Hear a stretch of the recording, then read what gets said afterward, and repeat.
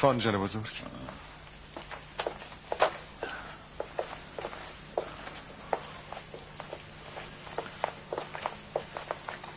من نمیدونم با چه زبانی از شما دو بزرگوار که جون منو نجات دادین تشکر کنم. واقعا کنگ فوی شما مرهم دل و جان من شد. بفرمایید بنشینید. ممنونم استاد. چون شما وارث آقای فن هستین، آقای فنم به معبد شاولین لطف و عنایت خاصی داشتن، بنابراین ما به وظیفمون عمل کردیم. احسان و نیکی سبب جلای دل میشه. وقتی دل پاک شد محبت جایگزین کینه و دشمنی میشه. امور این دنیا فقط مال این دنیاست. بعد از مرگ اثر میمونه نه مؤثر. از پند شما ممنونم.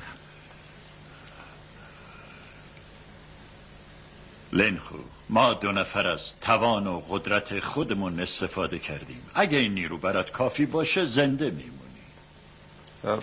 من درست متوجه نشدم. چون قبلا در بدنت نفسهای اهریمنی دمیده شده بود، ممکنه این نفس ما نتونه در برابر اونا مقاومت بکنه. شما از صفات پسندیده شاگردان شاولین داشتن مروت و مهربانیه. ما متوجه شدیم که تو به شدت آسیب دیدی. تلاش کردیم هر طوری شده تو رو نجات بدیم. حالا فقط دستورات کتاب ایجیجین میتونه درون تو رو پالایش کنه. صاحب کتاب ایجیجین یه بودایی به نام داموه. مناجات اون مرد صادق در محراب و حرکات کنگفوی نشد گرفته از تمرکز اندیشش میتونه 5 حس بدنتو تنظیم کنه تا از همدیگه جدا نشن. تمرین های این کنگفو به قدری در روح و جسم انسان اثر میکنه که انسان حس میکنه مانند قایقی کوچک در روی آب نرمک شناوره و تحت فشار هیچ نیروی بازدارنده‌ای نیست. ورزش کنگ فو مدیون ایشونه. تا امروز کتاب ایجیجین چراغ راه عاشقان کنگ فو بوده. رزمیکارای شاولین بهره معنوی زیادی از این کتاب بردن و میبرن. درسته. خوشحال میشم اگه از این نعمت برخوردار بشم. حتما میشی، چون تو وارث استاد فن هستی. تو را به معبد شاولین آوردن تا از سهمی که داری برخوردار بشی. این علتها سبب نعمتها شده. با راهنمایی کتاب ایجیجین تو سلامتی تو به دست میاری جوان. لنخو، از اینکه این نعمت نصیبت میشه باید به درگاه خداوند شاکر باشی.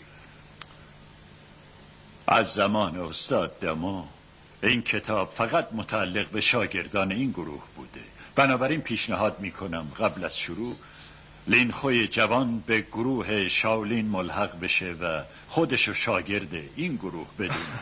از محبت شما ممنونم و در عین حال شرمنده، چون من از شاگردای گروه خواهشن هستم. میترسم.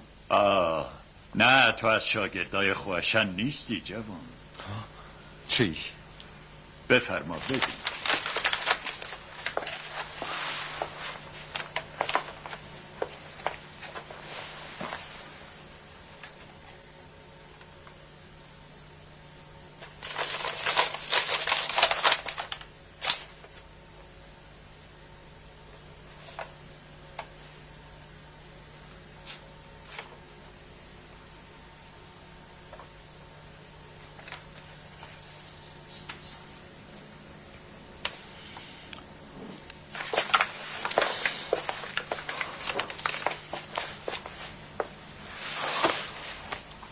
واقعا خیلی لطف کردین.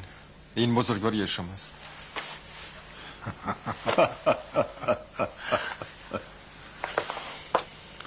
همونطور که خدمتتون عرض کردم من نمیتونم بپذیرم. با اجازه مرخص میشم. صبر کن لنخو، این تصمیم نسنجیده تو جون تو به خطر میندازه. رؤسای گروه های دیگه هم این نامه رو دریافت کردن. درسته حالت بهتر شده، اما اگه از اینجا بری بیرون با مشکلات زیادی روبرو میشی.